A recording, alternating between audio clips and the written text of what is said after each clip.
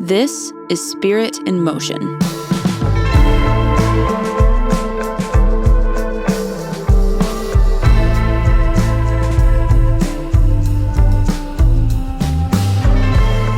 I think by now, I've said it 8 times now. If you're listening to this, I'm going to say it in a really boring way. If you're listening to this podcast, it's based on the idea of true lies. So we're just talking about church hurt today. Fine. No true lie. Just whatever, church hurt. There it is.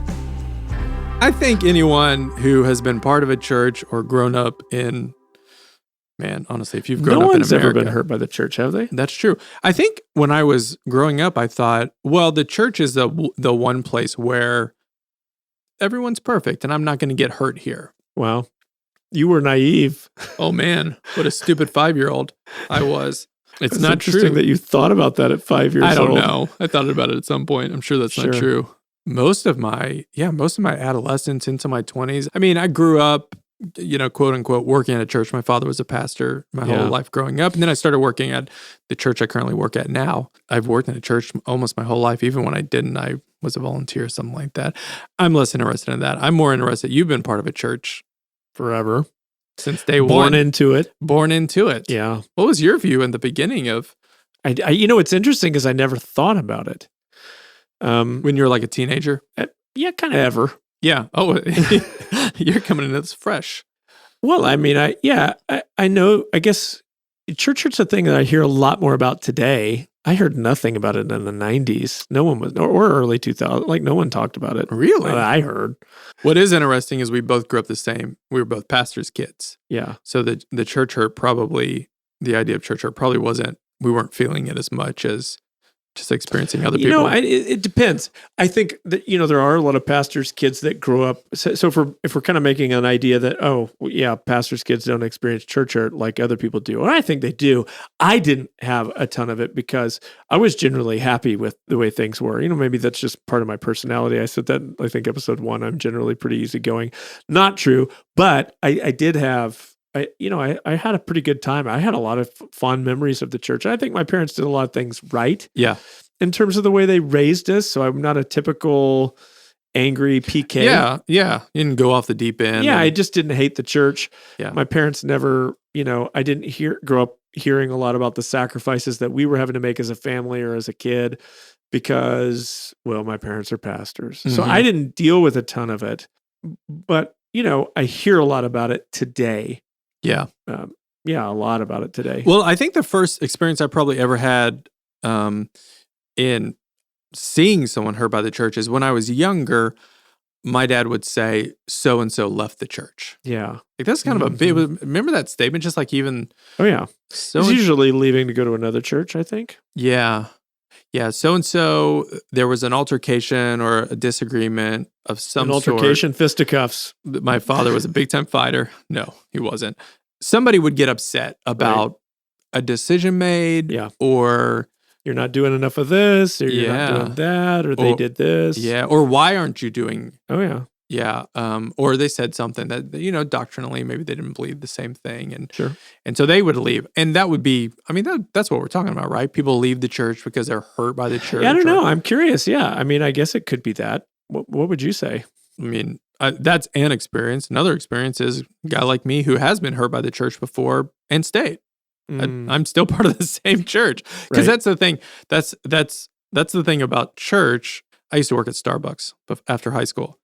And if I got in a situation at Starbucks with a disagreement, I quit and I don't go to that Starbucks anymore. Right. They're not a part of my life. Right. I'll go to a different church one. Is so mixed up though, isn't it? Because it's church, it's family, it's where your life, your friendships, everything kind of revolves around it, which is the way it's meant to be. Yes. So it means leaving it is a lot more dramatic, a lot more significant. Certainly I bump into people who, hey, I used to go to this church or I used to go to your church, and you can tell. In fact, there was just a guy that I reconnected with after years and years and years and years, like 20 plus years, lives in another state.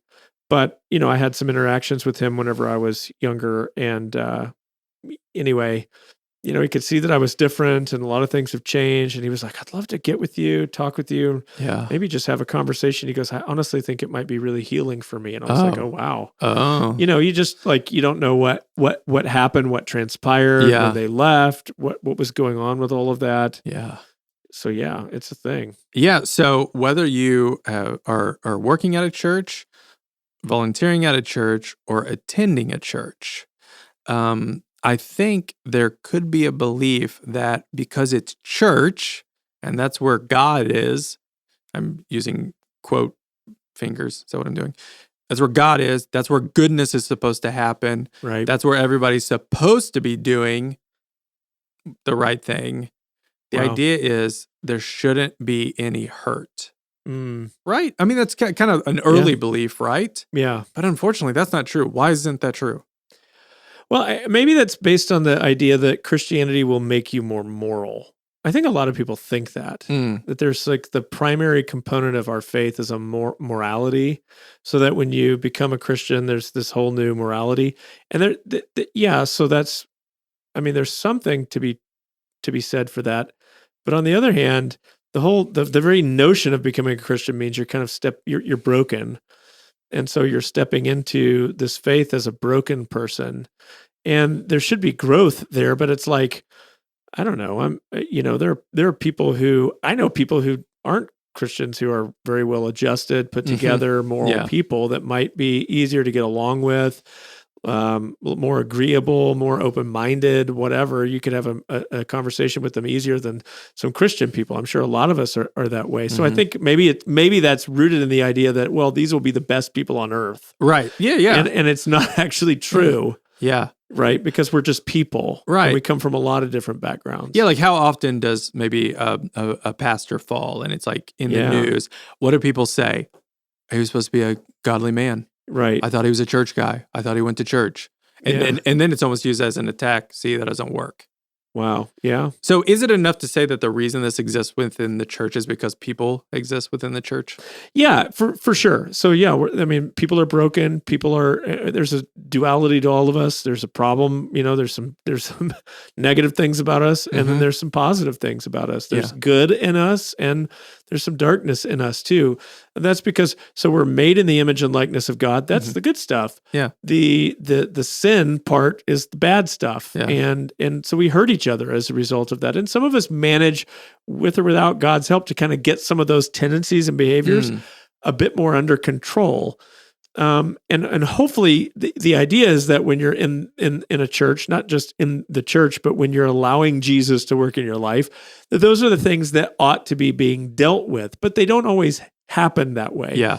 And then just aside from the fact that we're all living our own experience and we have our own desires and expectations, and sometimes those expectations just aren't met. I was at lunch this week with a guy who, we had a very, very respectful, kind conversation, but we just came to the conclusion he's part of our church. It's like, we see things in such a different way. It might not be best for me to be here anymore. Yeah. It was uncomfortable in some sense, but I mean, sometimes that happens.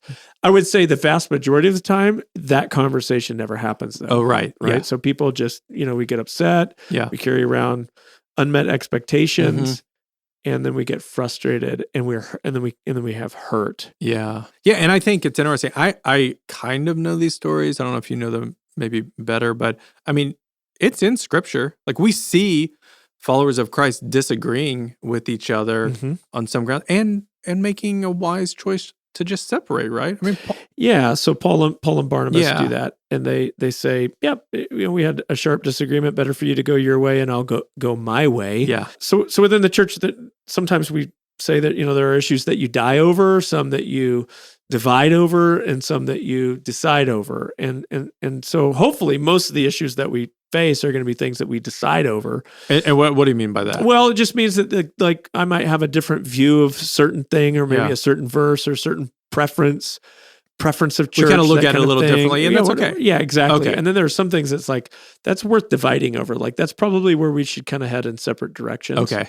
Because it's fairly significant. And then Yeah. there's some things that you're just like, I cannot budge over this. Like that's to the death. You Yeah. know, I'll never. So the things that we should decide over are there's probably a lot of those issues.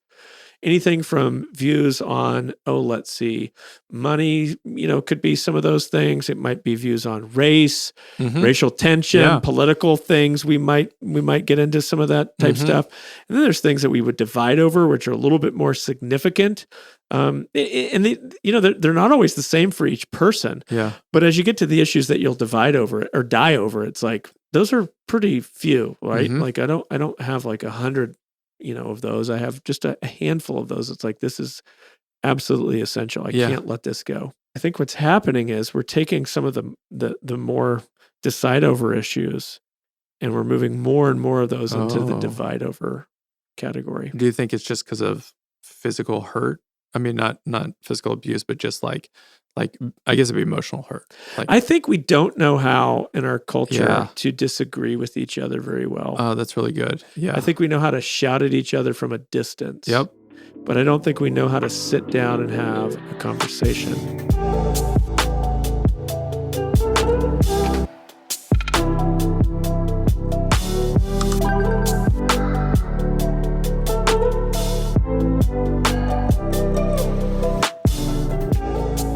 I was just with a friend actually who, over the last year, I've done some things unintentionally that hurt him. There's some pain. And he was expressing some of his frustration and pain to me not that long ago. And my response was, I hear you. I'm sorry. But biblically, we have a command that says if your brother's done something against you, you should go to him.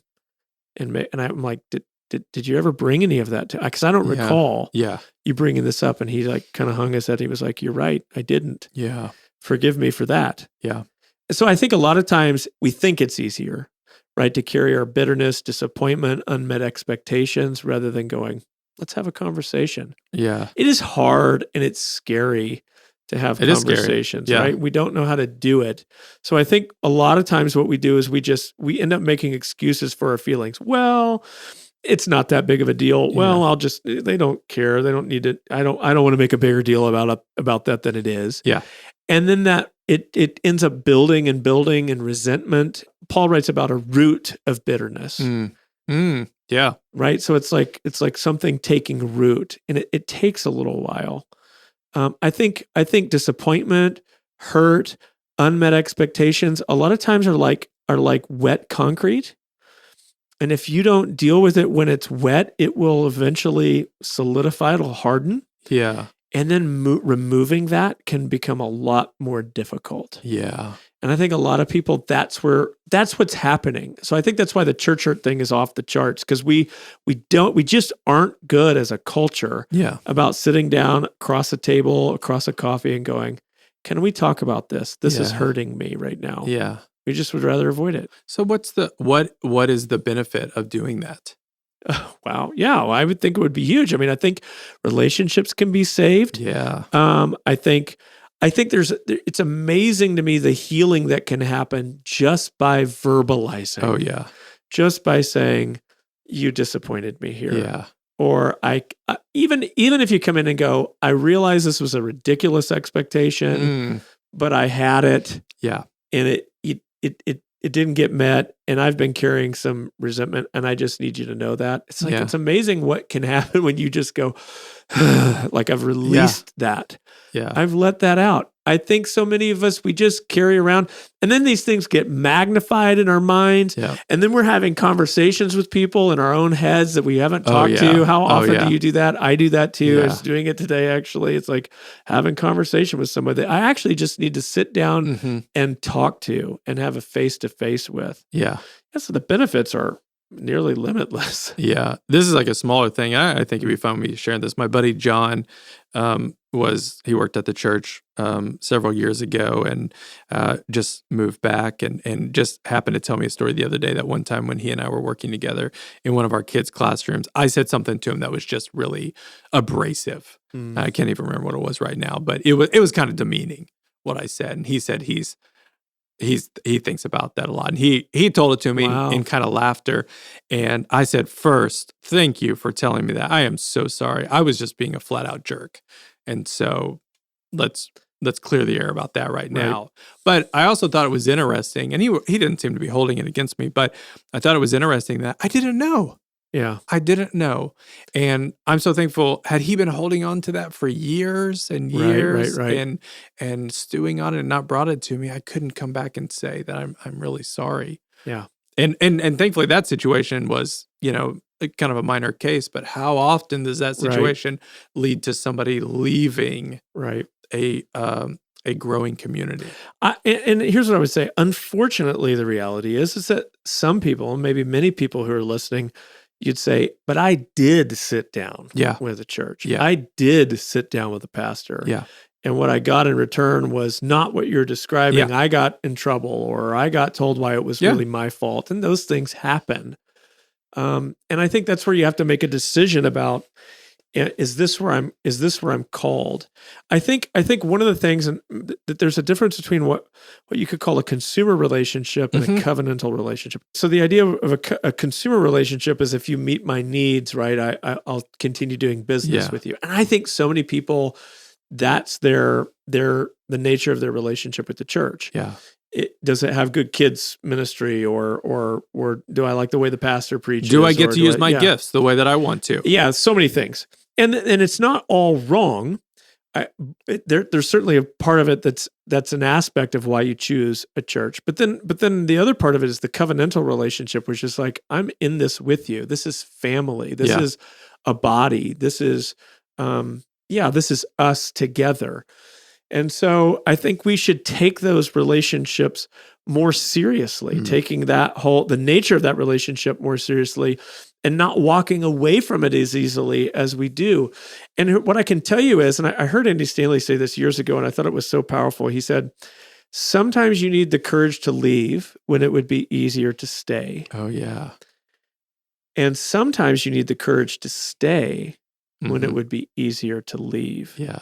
And there were a lot of times in my church life, I worked with my dad, so that's not easy. And you have disagreements and different perspectives. And there were times where my dad, I thought, treated me in ways that I didn't deserve to be treated. Not abusive, just like, oh man, you don't see my heart, you don't see where I'm coming from, whatever. I mean, and there were several times that I thought, I'm done. I'm quitting. I don't want to do this anymore. But rather than making a decision out of a place of pain or hurt or frustration, I would always take that. In fact, I can remember this story really vividly when I was a big kind of pivotal moment in my life. I was probably, 20, 21 maybe. All I wanted to do was be in a band. I was a musician. I had this dream to have my own band and I was going to, go on tour, but I was working at the church. My dad had heard about, this dream or whatever that I wanted to be in a rock band. And for him, it was, I could see, a conflict of interest because here I am. I think he sees all this potential in me for what could happen at the church and how I might be able to serve. And I had been serving and doing quite a lot. But then I'm like, out of my mouth is I'm going to leave this and go out and tour and go, be this famous rock band. It's, a childish dream, but at the time it felt very real. And so my dad brought me in one day. I still remember coming into his office, I'm an employee at the church, but he's also my dad and he's behind his desk. He's like, Whit, I heard you talk about this, blah, blah, blah. Here's what, if you're going to go do it, you need to go do it, but don't work here. Don't have a divided heart. And I thought, what on earth are you doing? Yeah. I'm just talking about this. Why are you forcing me? So he's like, if you want to do that, you need to resign. And I'm like, oh my gosh, he's forcing me into a really, really uncomfortable position that, to be perfectly honest with you, didn't really feel fair at the time. And so I went back to my office and there's part of me that's kind of angry, upset. How dare you, whatever. and frustrated, but I remember just getting quiet and praying. And here's the thing, you might be listening to this and go, oh, wow, that's too harsh, whatever. You can have your opinion. But this is going to happen. I think when you follow God, you're going to bump up against someone who represents God, someone who's in the family of God's going to mistreat you in some way or do something that you can't see any value in or why they would. And what I did in the moment was I just got quiet. I still remember with tears on my knees in my office, door closed, saying, God, what do you want me to do? And I knew in a moment, stay. I knew I wasn't supposed to leave. I knew that I wasn't supposed to leave. And so it didn't take me long. I went back to my dad. I don't know if it was that day or the next couple of days, but just said, Dad, I'm supposed to stay. It's one of the best decisions that I ever made. But it was, if I had just responded to the pain, to the frustration, I would have made a bad choice. Yeah. And I think so often we choose our church and maybe you could say God community relationships on the basis of kind of a consumer perspective rather than a covenantal perspective. In other words, God, am I still called to this place? Yeah. Am I still in this church? Am I still in this house? Am I still under that leader? And sometimes that you may be able to name like 10 different things that you're like, well, they're doing this, this, this, and this, and I don't like any of that. Yep. But God says, stay. Yeah. Now, let me just be clear. In an abusive situation, it's never God to stay under someone who's abusing you sexually, verbally, psychologically, physically, emotionally, whatever. Abuse is wrong. So I want to make that clear. But yeah, I mean, there's a lot of things that we get frustrated by that aren't abuse, that are divide issues for us.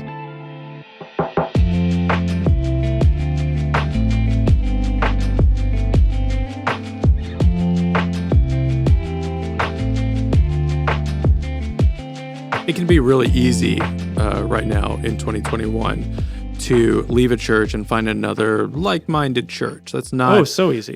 That's a lot easier than it was years ago. True. So, and you've said some of them, but just like practically, if my family is at a crossroads and don't quite know if we're responding to pain or God's leading to stay, to go, what are just some like places I should go to? What should I do? How do I work this out?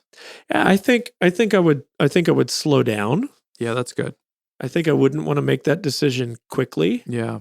I think maybe on the other side, I can't tell you how many times on the other side of frustration, there has been kind of breakthrough. I remember having a conversation with a coworker, a dear friend, who we were in youth ministry together. And I was the youth pastor at the time. I was a youth pastor for a very short stint, not a youth pastor, not my gift, but it was, God used it in a season of my life.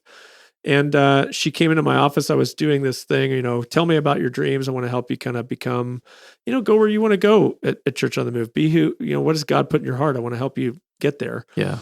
And so she was like, Whit, I want to do this whole arts thing that we're doing here at the youth ministry for the whole church.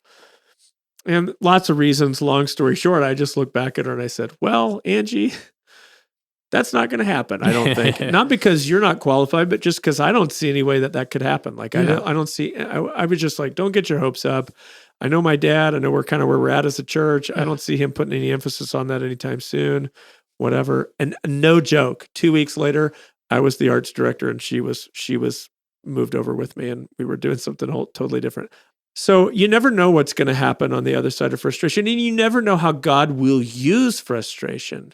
There's so many stories of, there's this in Isaiah 6 is the amazing story of Isaiah. It says like kind of encountering God, famous passage. You can read it. And, God says, whom shall I send and who will go for us? And Isaiah's like, send me. Everybody uses it. It's on Mission Sunday for, Lord, send me. And so Isaiah's like, yeah, I'll volunteer. I'll go. And so God goes, all right, here's what you're going to do. And he's like, okay, you're going to speak to a people who's not going to hear you. And they're not going to respond to anything you say. And it's going to be a really hard season. And Isaiah's response is so amazingly appropriate. He says, for how long, O Lord? But sometimes God intentionally puts us in a season where it doesn't feel real fruitful. Oh, yeah. And there's a kind of, there's a lot of, we call that a wilderness or a desert season. And you see that a lot in scripture. God sends people into a desert. Deserts are uncomfortable. There's not a lot of fruitfulness in a desert, but there can be a lot of growth in you and a lot of change in you. And sometimes God puts us there. Yeah. And so you don't want to leave too soon. If I do feel like it's time to go, my wife Diana always says this. She says this about herself. I don't trust my own heart. That's so good. And she's just, so good. She's just focusing on the idea that we are born with wicked hearts. I mean, with the flesh. Yeah. As we talk about in the church. How do you navigate that? Well, I think that's right. So that right there is massive because it demonstrates a great level of self-awareness. I think a lot of us are way too comfortable and confident in our own perspective. And so I think getting outside of your perspective and talking to a few people, and a lot of times what we do, when I say talking to a few people, here's what I find. This is amazing how many times I hear this as a pastor. Well, me and all my friends, everybody I know, believe this about you or the church or whatever, right? Okay. Everybody I'm talking to, they're all saying the same thing. You're not doing great at this. Yeah. Or this isn't happening over here. I can't tell you how many times, and I'm like, well, that can't be true because we still have quite a few people coming, and if they're all angry, whatever, it doesn't work. But I hear that a lot. And I what I think is what we find is a little bit of an echo chamber. So we talk to people that kind of generally tend to see things like we do. Yeah. And I think one of the healthier things you can do is to get with people who've got a little bit different perspective and get with people who can maybe have a broader and more mature perspective. And here's what I would be talking to someone who's been somewhere for a while. Yeah. Right? To talk to someone that's kind of bounced around. Yeah. So if you're like 23, 26, and you're like, all my friends, we've been to this church, that church, or whatever, there's no real roots there. Talk to someone who's been a part of something for like 30 years and go talk to me about it. Can I learn from you? I'm thinking of leaving. What would be the downside? Yeah. What do I get? I think there's some advantage to broadening your perspective and not trusting exactly your instinct on the matter, but going, maybe there's a different perspective here. I think that's really wise. What does it mean when pastors say, in the end, follow peace? Yeah, I think that means, in the end, follow peace. Because, okay, here's and this is a real life situation that you and I were both a part of, but several years ago, I was going to leave the church. And the majority of it wasn't rooted in anger, bitterness, but there were parts. Yeah. Easily. And one of the most difficult aspects of that season were the many voices saying different things. Coming into different things. It's hard, Yeah. I talked to you about it. You said one thing. Yeah. Talked to my friends about it. They said one thing. Talked to other leaders, people that I've greatly respected, have, my own counselor, and I remember sitting there and thinking, oh, good God, I don't know what to do. Wow. In many situations, you kind of get about the same sort of angle from people. Like, yeah, you should do that, or I wouldn't do that. But in seasons where you're making a big decision and the voices are confusing, you don't really know what to do. I would say if I'm making a big decision and the voices are confusing, I'm not going to make the decision. Okay. So in Proverbs, it says, in a multitude of counselors, there is safety. And so finding people who I would qualify as wise, what does that mean? It means there's a stability in their life. People who are constantly moving around, uprooting, moving over here, changing this, changing that. There's not a plantedness to them. Be careful with people like that. Doesn't mean you can't be around them, just means they may not be the best people to consult for wisdom. Yeah. So you want to find people that have wisdom, that are making good decisions, that are headed in a sense where you want to go, have the kind of family you'd like to have the kind of stability that you'd like to have. And then you kind of filter that question through them. And if there's not consensus, if there's a real division or breakdown in opinion, or you don't come to a place where you go, yeah, I feel confident. I feel really confident that this is the right move. I think that's something to be wary about. Yeah. So if I had people coming at me from all kinds of different perspectives, I would be like, it might be time to pump the brakes a little bit on Yeah, this. There's too much ambiguity or uncertainty. And we've talked pretty regularly about situations like that where you don't know what to do. Pause. Well, I mean, it wasn't that long ago we were sitting down at coffee, me and you, and it was like a, work thing. Hey, this is frustrating. Hey, I could see maybe I don't do this anymore. And I'm like, hold up a second. Right. Like, I get why we would think those things. Yeah. Let's just pause a second. Yeah. And let's see if a solution presents itself. I think sometimes we get so worked up about things that we move faster than we need to. Yeah. And I think if we would slow down a little bit and go, okay, you just might not have given God enough of an opportunity to work. I may have moved too fast. Yeah. I know from personal experience that the times I've been hurt, when I've leaned in to those relationships, I've grown all the more and they're deeper. My relationship with you is deeper. Yeah. My relationship with you as my pastor is deeper, and my relationship to this church, to the point that if I get hurt now, I'm like, this is par for the course. We're humans, and I know how to walk this out. Right. And so I think I'm just coming at it from those perspectives. And I've heard stories recently of people who have church hopped for several years, both on staff and just as goers. And this last one, they said, you know what? What if we stayed? Really? What if we leaned into it? Wow. And have found great growth in their relationship with Jesus and in the church. Wow. Yeah, that's it. I mean, if you uproot a tree enough times, it's going to die. Yeah. And I think that's the same thing for a lot of followers of Christ. It's like we just keep uprooting ourselves, looking for the perfect place. Here's what I can tell you. Adam and Eve were in a perfect environment and still thought that there was more. Yeah. They were missing something. Peter and Judas worked for a perfect leader. Yeah. And were still frustrated by decisions that he was making. You will never find the perfect place. Yep. You will never find the perfect environment or the perfect leader. You will always find flaws. Even if you're with Jesus, you would find flaws because that's human nature. Yeah. So maybe there's something to be gained by sticking it out and staying with it and going, maybe I don't understand. Maybe my hurt is maybe there's something more to my hurt than what I can see right now. Maybe God wants to use it in some way that could benefit me, strengthen me, and benefit other people. Who knows? You don't know. I can tell you how many times I was frustrated with my dad. Again, working with your family is not easy. And there were times where it's like, not this or not that. He's not doing this or not doing it the way that I wanted. But man, I'm so grateful I hung in there. Yeah. It's amazing the lessons that you learn through longevity. And I think we live in a culture that it's so easy to turn off the TV show and move to another one, to switch programs, switch companies. Now it's never been easier to switch from AT&T to Verizon or whatever. It's like, it's always easy to make the switch.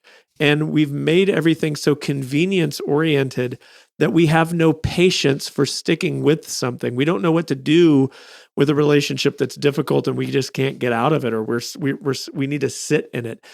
And again, I'm not saying that you always sit in a difficult relationship, but I think maybe far more often than we would like to think, maybe God would do so. I mean, what are kids if not that? Right. Yeah. It's like I've got 18 plus years of joy, but also a lot of difficulty and frustration. And are you ever going to get it? I was thinking about this. We're recording this today on my wife's birthday. And I tell my kids this all the time. If you can't get along with your sister, if you can't get along with your brother, just wait till you get married. Because you think you're going to marry somebody and it's going to be awesome. And all those feelings of hatred that you have for your sibling won't be there. And I said, oh, they will be. Oh, wow. And it'll be magnified more than you can imagine. And you'll be thinking, what have I done? Who am I in this with? But here's what's amazing is I'm so glad that we've stuck with it. Mm-hmm. It was a hard decade. We've been married going on 22 years. The first decade was a really hard decade. I'm so glad we stuck with it because the people that we've become on the other side of that pain and struggle and hurt and hurting each other and annoying each other, and all of that, the people that we've become, see, no one has discipled me more than Heather. And no one has discipled me more than my kids. Yeah. But that also came at the cost of a lot of pain and frustration and turmoil and tension and things I'd love to have gotten away from. but I couldn't Yeah. because I'm in this covenant relationship with them. And like, what would happen if you treated the church like that? Yeah. It is like a marriage. Yeah. I've learned so much today. A church is not perfect because it's full of people. Right. Those are people you have a relationship with. And when you are hurt, take it to your brother, take it to your sister, Yes. and then take it to God. Yes. And I think out of that, you're going to be able to make a healthy, Christ-like decision Yes. on the next step for you and your family. So good.